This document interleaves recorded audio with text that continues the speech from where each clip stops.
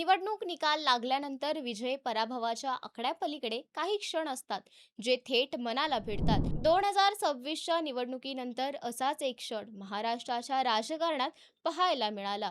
पराभव स्वीकारत डोळ्यात पाणी आणि आवाजात भावनिक कंप असलेली मनसे नेते गणेश भोकरे यांची घोषणा अनेकांना स्तब्ध करून गेली. आजपासून सक्रिय राजकारणातून निवृत्ती घेतो असा शब्द उच्चारताना हा केवळ एका उमेदवाराचा पराभव नव्हता, तर तो एका राजकीय प्रवास थांबवण्याचा निर्णय होता. 2026ची निवडणूक मनसेसाठीही प्रतिष्ठेची मानली जात होती. स्थानिक मुद्दे, मराठी अस्मिता, बेरोजगारी, महागाई आणि शहरी ग्रामीण प्रश्न यावर पक्षाने आक्रमक भूमिका घेतली होती.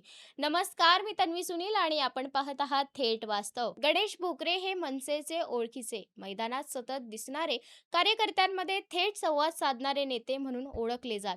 प्रचाराच्या काळात त्यांनी सभा, पादयात्रा, घरभेटी यामधून आपली भूमिका ठामपणे मांडली होती. मात्र निकालाच्या शेवटच्या दिवशी जनतेचा कौल त्यांच्या बाजूने लागलाच नाही. पराभवाची घोषणा झाल्यानंतर घेतलेल्या पत्रकार परिषदेत गणेश भोकरे यांनी भावनिक साद घातली. मी जनतेच्या निर्णयाचा आदर करतो. मतदारांनी दिलेला कौल हा अंतिम असतो, असे म्हणत त्यांनी आपल्या समर्थकांचे आभार मानले. पण याच वेळी त्यांनी स्पष्ट शब्दात सांगितलं की हा पराभव त्यांना आतून हलवून गेला आहे. राजकारण हे केवळ पदासाठी नसून आत्मसन्मानासाठी असते आणि तो आत्मसन्मान आज जखमी झाल्याची भावना त्यांनी व्यक्त केली. भोकरे यांनी भाषणात सर्वात जास्त लक्ष वेधून घेतले ते त्यांच्या कार्यकर्त्यांबद्दलच्या शब्दांनी.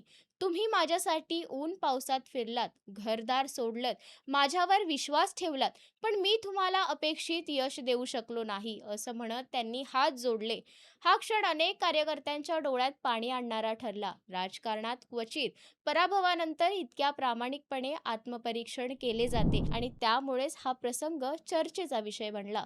मनसेसाठीही ही घोषणा धक्कादायक मानली जात आहे, कारण एका बाजूला पक्ष भविष्यातील रणनीती आखत असताना अनुभवी आणि जमिनीवर काम करणारा नेता निवृत्त होणे ही मोठी पोकळी निर्माण करणारी बाब आहे. राजकीय विश्लेषकांच्या मते गणेश भोकरे यांचा निर्णय हा तात्काळ भावनेतून घेतला असला तरी त्यामागे दीर्घकाळाचा मानसिक थकवा, सततचे राजकीय संघर्ष आणि अपेक्षाभंग हे घटक असू शकतात. 2026च्या निवडणुकीत मतांचे ध्रुवीकरण, आघाड्या युतींचे गणिते आणि स्थानिक समीकरणे यामुळे अनेक सक्षम उमेदवारांनाही पराभव स्वीकारावा लागलाय. या पराभवाने एक मोठा प्रश्न उपस्थित केला आहे. राजकारणात पराभव म्हणजे शेवट असतो का? गणेश भोकरे यांची घोषणा ही केवळ वैयक्तिक निर्णय नसून आजच्या राजकीय संस्कृतीवरही भाष्य करणारी आहे. सततच्या स्पर्धेत, टीका टिप्पणींच्या भडीमारात आणि अपेक्षांच्या ओझ्याखाली अनेक नेते मानसिकदृष्ट्या खचतात.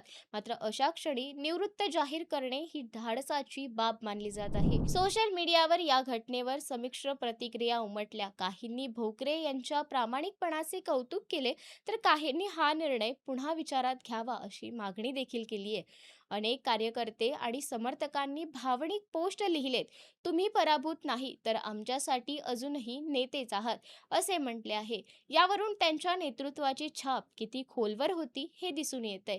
2026च्या निवडणुकीने महाराष्ट्राच्या राजकारणात अनेक समीकरणे बदलली, पण गणेश भोकरे यांची निवृत्तीची घोषणा हा त्या निकालानंतरचा सर्वात भावनिक क्षण ठरला. राजकारणात विजय मिळवणारे अनेक असतात, पण पराभव स्वीकारून आत्मपरीक्षण करणारे कमीच. त्यामुळे हा प्रसंग दीर्घकाळ चर्चेत राहणार आहे. पुढे भोकरे आपला निर्णय कायम ठेवतात की राजकीय पुनरागमन करतात हे येणारा काळच ठरवेल. मात्र सध्या तरी 2026च्या निवडणुकीनंतर त्यांच्या भावनिक साधेने महाराष्ट्राच्या राजकारणाला एक वेगळाच मानवी चेहरा दिला आहे. अशाच वास्तवाची जाणीव करून देणाऱ्या परिपूर्ण व्हिडिओसाठी आपल्या थेट वास्तव या चॅनलला लाईक, शेअर, सबस्क्राईब करायला विसरू नका. धन्यवाद.